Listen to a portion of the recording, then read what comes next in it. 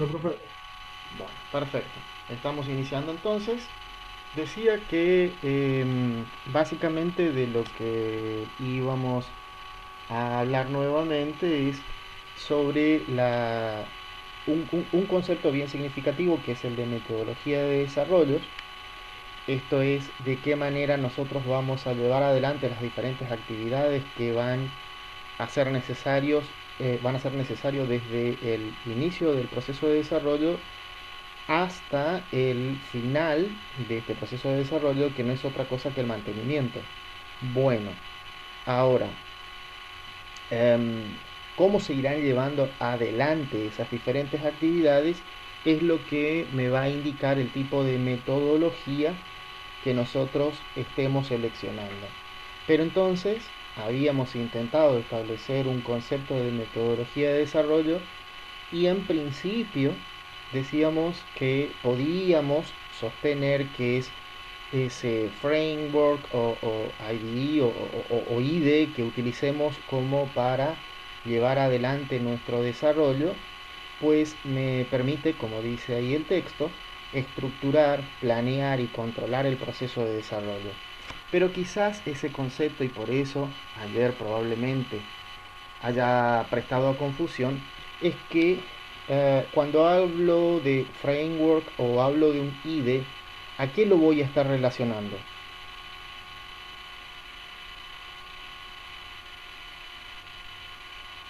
¿Alguna idea? Al programa que usamos para desarrollar el código. Claro, ya lo estoy relacionando o lo estoy haciendo más directo su relación con el código. Entonces por eso decía que quizás eso prestó a confusión si lo estoy definiendo a la metodología de desarrollo como un framework, es decir, como que iniciamos desde la codificación y en realidad la metodología arranca mucho antes, arranca desde una idea que puede ser propia o que puede ser de una tercera persona. Si recuerdan, clases pasadas habíamos hablado de los tipos de desarrollo y pudiera ser personal o bien un encargo de un tercero. Y entonces, si es personal, esa idea de una posible necesidad que yo pudiera tener o que alguno de ustedes pudiera tener, esa idea nace o la origina uno mismo. Sin embargo, también está la posibilidad de que alguien les diga, miren, yo tengo esta dificultad, quisiera poder tener un desarrollo que me facilite las tareas que habitualmente llevo adelante. Em, entonces, desde ahí mismo arranca todo lo que es metodología de desarrollo. Y si yo lo centro o si me quedo con que una posible definición sea el del framework, estoy dejando de lado toda la etapa de la recopilación de la información o lo que acá establecemos como requerimiento, como también esa etapa de análisis o diseño, y entramos directamente en lo que es una tercera etapa o actividad que es ya la codificación. Por eso decía que ese concepto que inicialmente pusimos quizás se haya prestado a confusión. Ahora, lo significativo, lo importante, lo que debe quedar claro respecto de las metodologías de desarrollo es lo que ahí está también en pantalla, esto de que nos proveerán de una organización que aplicaremos a los diferentes proyectos de programación. Es lo que decía, hay toda una serie de actividades que necesariamente serán llevadas adelante. Yo voy a tener que recopilar la información, de alguna manera voy a tener que recopilar la información, y de acuerdo a la metodología que esté utilizando, como para ver qué es esto de por qué nos va a proveer de una organización, y como para contrastar, si bien ya lo habíamos dicho, y más adelante estaremos charlando un poquito más en detalle, dos de los tipos de metodología o formas de desarrollo, tenemos la tradicional, de la cual ya venimos hablando, que es la de cascada, pero también tenemos desarrollos ágiles. Y en el desarrollo ágil, los desarrollos las metodologías ágiles, em, lo más importante no es la documentación o la propia documentación, es el código en sí. Entonces, estas primeras etapas quizás no se tienen tan en cuenta como en lo que es un modelo más tradicional. Esto de alguien ayer creo que hizo mención o escribió algo respecto de em, las distintas versiones que se van elaborando o produciendo o desarrollando, y se le van acercando de pronto a quien quiere el proyecto.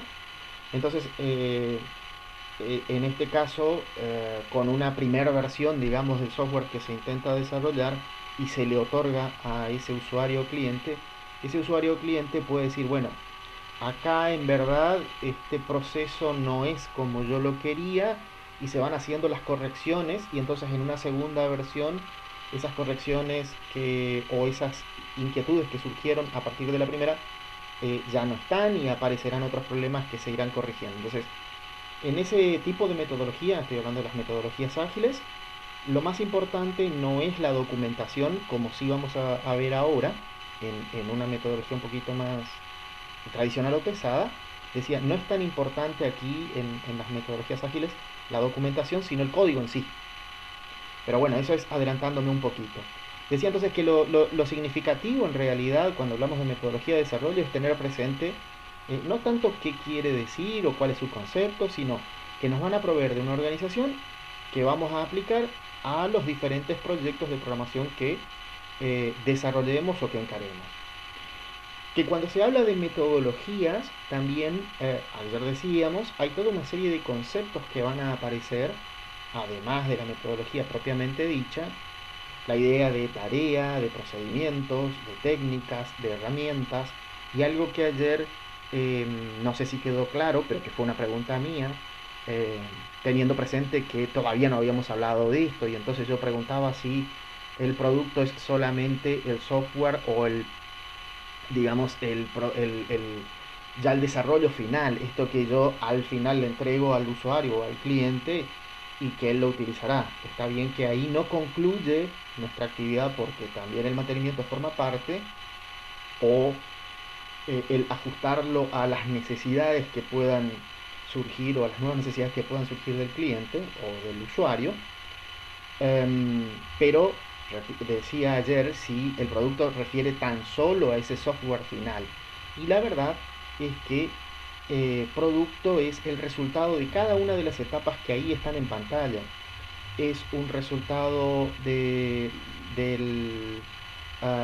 los requerimientos. No, perdón, no es eso lo que está en pantalla ahora. El producto es en realidad la salida del requerimiento, la salida del diseño, la salida de la codificación. Todos y cada uno de esos son productos que son tomados como insumo para la siguiente etapa. Entonces por eso decía que ayer quizás no hubieran podido responder de manera correcta porque faltaba toda esta parte, pero bueno, la pregunta fue hecha por las dudas, si se entendía o no. Cuando hablamos de tareas, respecto de los conceptos fundamentales que ahí están en pantalla, se refieren a las actividades que deben ser llevadas adelante, estas que anteriormente mencionaba, actividades, perdón, que deben ser llevadas adelante para poder desarrollar el software. El procedimiento es cómo se irán cumpliendo esas actividades. Y las técnicas son cómo vamos a utilizar esos procedimientos o herramientas, y como las herramientas son aquellos aplicativos que me van a permitir automatizar un poco la actividad. Ayer creo, díganme ustedes si me estoy equivocando, hacía mención a los distintos diagramas de los que podemos valernos en la etapa de diseño. La etapa de requerimiento, la etapa o la actividad de requerimiento, básicamente lo que hacemos es intentar comprender de la mejor manera posible lo que el cliente o usuario quiere. Para poder llegar a eso, no sé si con algún profesor lo han visto o lo verán, tenemos muchas maneras de poder recabar información. Quizás ya lo han visto, quizás ya lo han hablado, pero por ejemplo tenemos eh, lo que sean unas entrevistas o lo que sea la observación directa. eh, y todas son, de pronto no es que una excluya a la otra, porque eh, cuando hacemos una observación directa, vamos a observar, iba a decir, pero estoy siendo redundante, vamos a encontrar o a detectar detalles referidos al funcionamiento del usuario que en una entrevista no podrían surgir. Si bien teniendo presente que esa observación, si alguien viene a observar mi actividad, si en este momento algún profesor ingresara como para verificar que estoy llevando adelante la clase o cómo lo estoy haciendo para hacerme sugerencias, de pronto siempre alguien que se siente observado tiene un momento de resistencia, pero que con el transcurrir del tiempo es como que uh, irá apareciendo la verdadera esencia de cómo es llevado adelante la clase, por ejemplo. Y entonces, por eso decía que con la observación directa se pueden obtener muchos detalles que desde una entrevista no sería posible. No son las únicas formas, pero básicamente de eso es a lo que apunta cuando hablamos del requerimiento. En la etapa de diseño decía, cuando hablamos de herramientas, son un conjunto de aplicativos que me pueden facilitar el volcar todo eso que obtuve de los requerimientos a una suerte de, como ayer lo planteábamos, de mapa, me sale, pero el plano de una casa, ¿sí? Ayer la pregunta era si es necesario contar con los planos de una casa antes de llevar adelante. La respuesta y pudiera ser que no es tan necesario de pronto, pero ahí en realidad lo que estamos pensando es en el costo que implica pedirle a un arquitecto que haga ese plano. Pero en verdad, eh, ¿cuándo notaríamos que es necesario contar ese plano? ¿Tienen alguna idea? Para préstamos, por ejemplo. Bueno, pudiera ser para un préstamo, ahí estamos en el horno. Y, pero una razón más simple, más sencilla, digamos.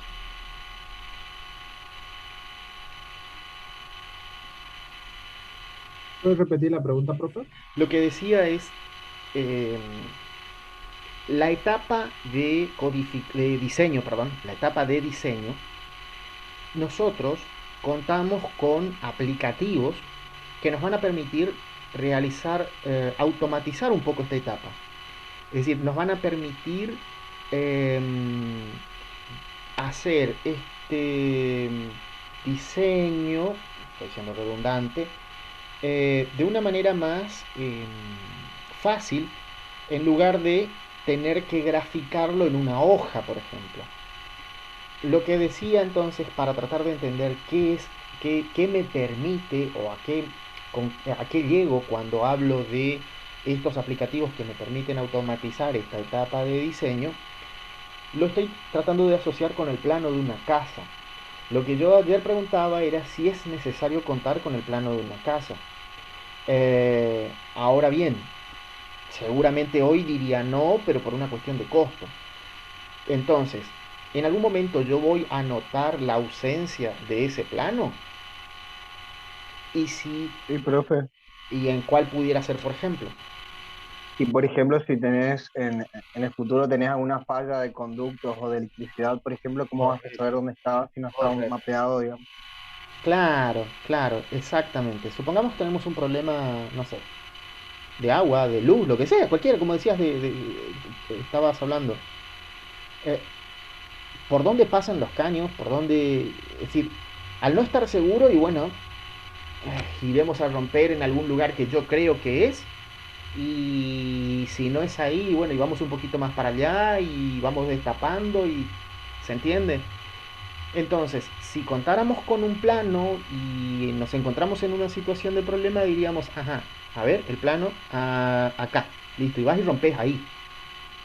Bueno, ese plano, llévenlo a nuestro entorno, es el diseño. Ese diseño, ¿sí? Ya que estamos hablando de plano, em, no necesitan los arquitectos hacerlo, de hecho, no lo hacen en hoja, recurren, por ejemplo, a un AutoCAD, ¿sí? Bueno, nosotros tenemos, digamos así, unos AutoCAD especializados para esta etapa del diseño en el desarrollo de un software. Ahí entonces decía que quizás lo he dicho o no lo he dicho, y entonces si no lo dije lo estoy diciendo ahora. De acuerdo al lenguaje que seleccionemos, vamos a contar con aplicativos, distintos tipos de aplicativos. Si estamos trabajando con lenguajes más bien orientados a módulos,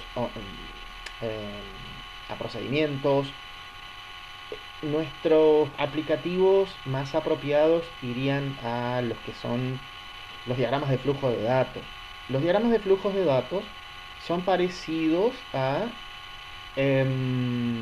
los diagramas de flujo, ¿sí? Ustedes vieron cuáles son los elementos de los diagramas de flujo.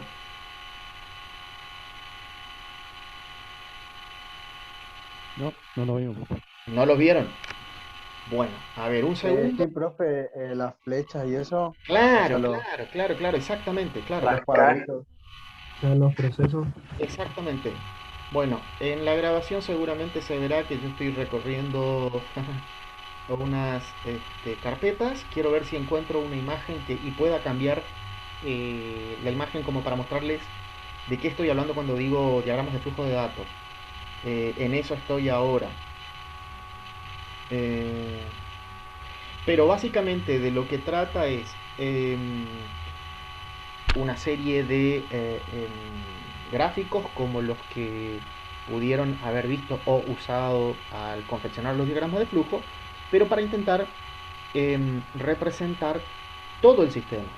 El diagrama de flujo es apropiado como para visualizar situaciones puntuales de un desarrollo, pero situaciones puntuales. No me permite observar la totalidad de mi sistema.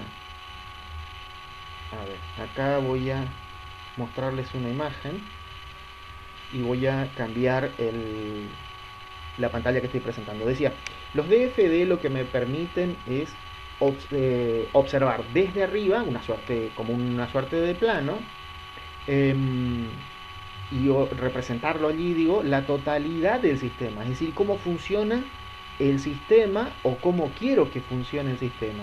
Es decir, si el sistema ya existe, yo puedo recurrir a este tipo de herramientas para volcar los resultados de entrevistas, los resultados de las observaciones de las personas o de los usuarios que trabajan ya con ese sistema, y entonces a partir de ahí sugerir posibles cambios, porque si alguien me pidió que analizara cómo funciona un sistema, evidentemente es porque está requiriendo cambios. Bien, por un momento vamos a cambiar la pantalla.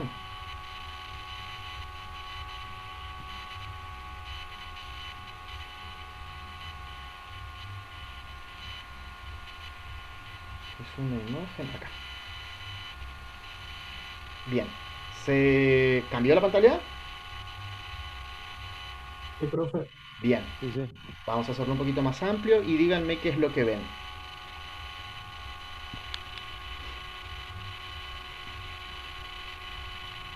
Es como una receta para cocinar una torta. Correcto. O Bueno, sea, ¿cómo sería en más o menos un el diagrama caso de de los flujo? diagramas de flujo de datos, aquí falta, básicamente trabaja con cuatro elementos. No es que básicamente, trabaja solo con 4 elementos. Acá me falta uno de ellos. Lo que me estaría faltando aquí son los rectángulos. Los rectángulos representan las entidades y las entidades son rectángulos, son, decía, las entidades o terminadores, lo que me da una idea de que estos son siempre externos al sistema. Luego tenemos las flechas que indican el flujo de datos y que transportan o llevan información, por supuesto, en su interior, digamos. Los círculos que representan procesos, que es donde la información sufre cambios. Y las líneas paralelas, en este caso dos, no es que en este caso siempre son dos líneas paralelas, representan los almacenamientos. Pero esos almacenamientos no necesariamente son de tipo digital. Porque imaginen que una persona tiene un fichero en el que tiene las distintas recetas de cómo realizar una variedad de torta o distintos tipos de variedades de torta, o simplemente lo recuerdan de tanto haber elaborado, ya lo tiene almacenado en su cabeza, digamos. Entonces, esto que representa una suerte de almacenamiento no necesariamente tiene que ser algo digitalizado. Quizás, si a ustedes le dijeron una panadería, le dicen, mira, yo quisiera contar con un software, en este momento no tengo, y ustedes van y analizan y dicen, ah, no, pero espera, resulta que el pastelero, él tiene absolutamente claro cómo es, y entonces lo que hace es poner en práctica todos sus conocimientos. Digamos, esto sería la cabeza del pastelero, ¿sí? De ahí es donde tomaría toda la receta. Ahora, todo bien. El problema es cuando ese pastelero no esté más en esa panadería. Entonces quizás para eso sería conveniente que ese conocimiento que tiene esa persona se vuelque en algún dispositivo de almacenamiento y después se pueda recuperar esa información. Pero inicialmente cuando ustedes fueron a observar, es decir, esa pudiera ser su sugerencia, pero cuando ustedes fueron a observar, en realidad es la propia persona el que, a partir de su conocimiento, pero lo que ya tiene internalizado, lo tiene guardado en la cabeza, es lo que vuelca después en el desarrollo. Entonces, decía, esto que ustedes están viendo, en realidad no sería el inicio del diagrama de flujo de datos. En el inicio del diagrama de flujo de datos, lo que encontraríamos sería tan solo esto, por ejemplo. ¿Se ve ahora el cambio? Sí, profe. ¿Sí? Bueno, lo que tengo acá sí son rectángulos, son entidades externas, son los terminadores.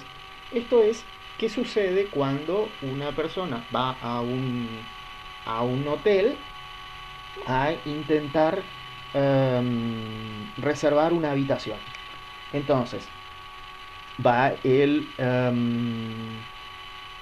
viajante, no es cliente, ¿cómo se llaman? No sé, me sale la palabra, me confundo. Bueno, la persona que va a intentar alquilar una habitación, ¿cierto? Entonces, ¿qué es lo que va a hacer la persona? Por supuesto, se aproxima a la suerte de barra o lugar donde esté aquella que le pueda proveer información. Entablará un diálogo y de ese diálogo lo que va a surgir es, o la información que nosotros vamos a necesitar registrar en el software, es la inquietud de esta persona de una habitación o de intentar reservar esa habitación. ¿Qué es lo que va a hacer el sistema con esa persona? Le va a informar respecto de todos los detalles o restricciones que implica el alquilar esa habitación, incluyendo por supuesto también el costo. A lo que la persona que intenta alquilar esa habitación, lo que podrá hacer es aceptar esos requisitos que le está imponiendo o cancelar ese intento de reserva, ¿sí? Es decir, Esto es un diagrama de contexto. En este caso estoy analizando tan solo la parte de posible del pasajero con el sistema del hotel. Pero del otro lado habrá también un administrador o la suerte de esta persona que está intentando darle de alta. Dentro del círculo, decía, que es lo que representa un proceso, lo que va a ocurrir es toda la transformación que existe con la información. Esto es, bueno, recibimos el dato de la persona, llámese DNI por ejemplo, se verificó si ya es habitual del hotel o no lo es, y si es habitual del hotel, una suerte de rendimiento, digamos, dentro del hotel, y si no lo es, entonces se le informarán a ese posible pasajero lo que implica estar en el hotel, con el costo, con el hecho de que, por ejemplo, no puede alquilar la habitación si es que tiene un animal, es decir, no puede tener dentro del hotel, no sé, un animal, un perro, lo que sea, una mascota, ¿sí? ¿Se entiende? Ese es el primer pantallazo, y lo que me permite dar el punto de inicio, el diagrama de flujo de datos. Luego, esto se va a ir desagregando por diferentes niveles y entonces nos encontramos con un diagrama de este tipo. Este ya no es un diagrama de contexto, es un diagrama ya de un primer nivel, donde yo lo que estoy viendo acá es que para cocinar una torta necesito harina, y en ese caso me dirá, bueno, no el paquete de harina, sino para cocinar la torta necesito 250 gramos de harina. De azúcar necesito media taza de azúcar. O sea, la información puntual es lo que está viniendo. Por supuesto, cada uno de los flujos lleva un nombre, ¿sí?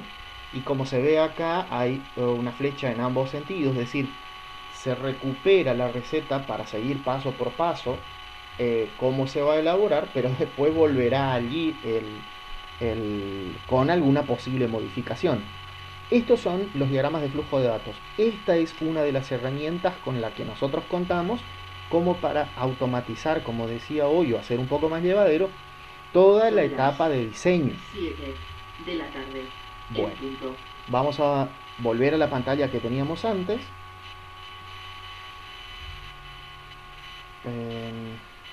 Esta. Entonces, eso es lo que nosotros tenemos, como decía, para ahorrarnos un poco la etapa de diseño. Cuando hablamos de herramienta, estamos hablando de ese tipo de herramienta. Bueno, y finalmente caemos otra vez que uno de los conceptos fundamentales de la metodología de desarrollo es el producto, del cual ya venimos hablando. Respecto de los tipos de metodologías, ¿sí? Otra vez vamos a lo mismo, no importa ya aquí cuál es el concepto en realidad, sino que nos van a permitir planificar, controlar, capturar los requisitos, realizar las tareas de modelado, como también nos van a permitir llevar adelante las etapas de análisis y de diseño. Eso es lo que debe quedar claro cuando hablamos de metodología. Y luego entonces los tipos de metodologías que existen y que podríamos llegar a seleccionar. Obviamente es una cuestión de costumbre.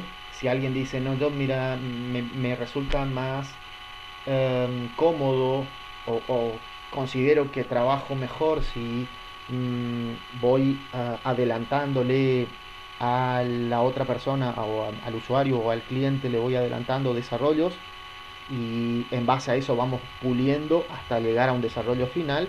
Bueno, estará tomando una metodología ágil. Pero si dicen, no, yo quiero que para mí es significativo la documentación, porque de esa manera yo también me estoy garantizando que lo que estoy desarrollando a futuro el usuario cliente no me va a decir, pero mira, en verdad acá te faltaba esta parte que lo habíamos hablado desde el principio. Si habíamos dicho que el producto es la etapa de el producto es lo que voy a obtener de la etapa de requerimientos,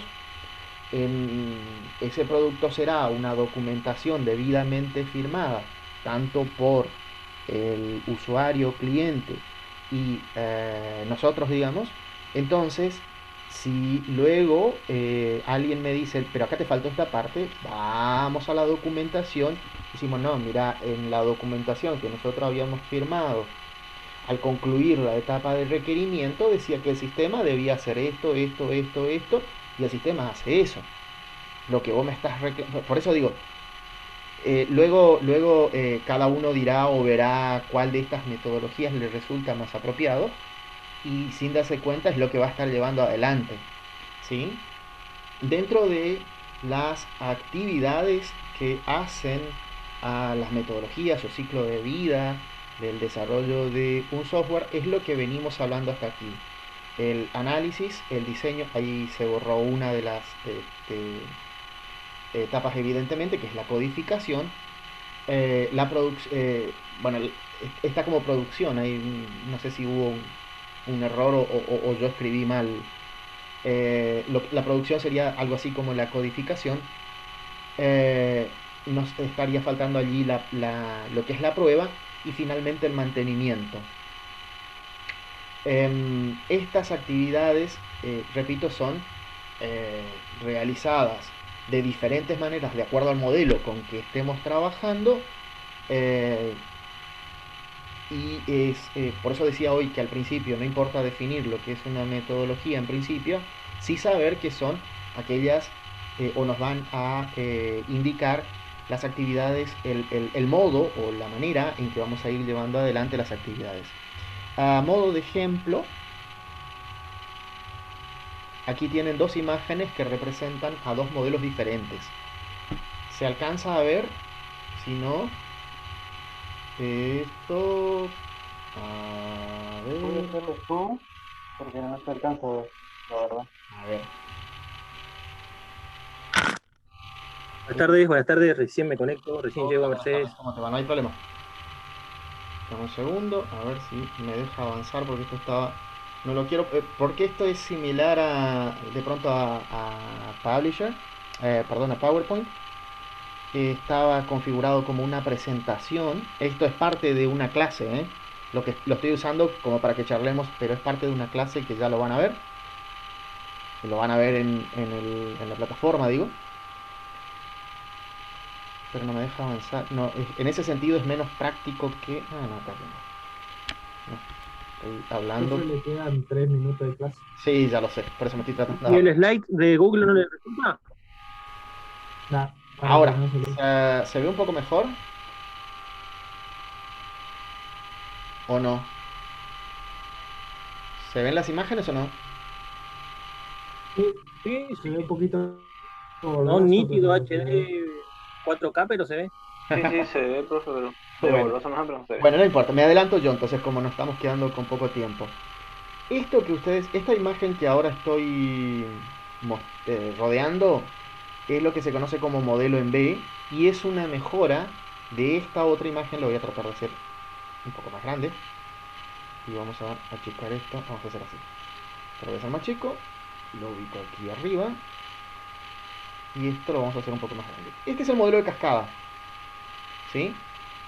Requisitos, diseños, implementación, prueba, mantenimiento. Cada una de estas etapas o actividades tienen un producto que es digamos, el resultado.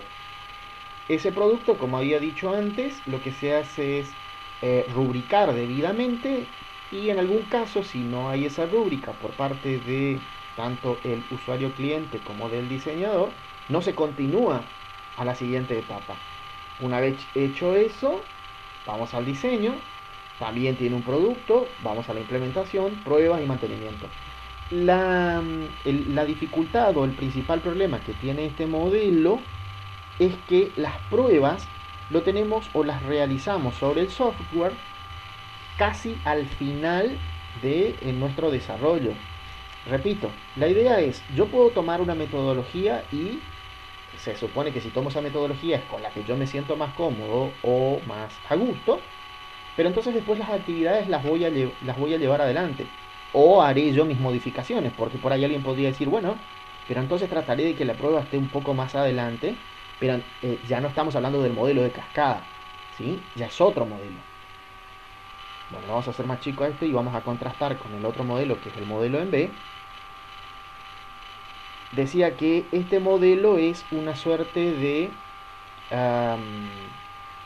tratar de superar los problemas que plantea el modelo de cascada. Este modelo en B, no sé si se alcanza a ver qué es lo que dice aquí en el centro. Verificar el diseño. Verificar el Sí, diseño. Es entiendo, decir, lo que nos como- está diciendo, claro, que en el centro de todas las etapas que se van a ir llevando adelante, o que continuamente, aun cuando no se concluyan con las etapas, habrá un proceso de verificación y no de llegar hasta el final para recién allí realizar la verificación. Por eso decía que esto es como una mejora del modelo de cascada, ¿sí? Las etapas o las actividades a realizar son las mismas. Se altera, en este caso, el orden en que se las cumple. Pero hablamos siempre de las etapas similares a lo que es un modelo de cascada. Bueno, estamos terminando. Vamos a tomarnos un momento hasta 7:30 que reiniciaremos. Probablemente ya no usemos Zoom como por esta cuestión de tiempo, pero hay veces que prefiero trabajar con Zoom porque es más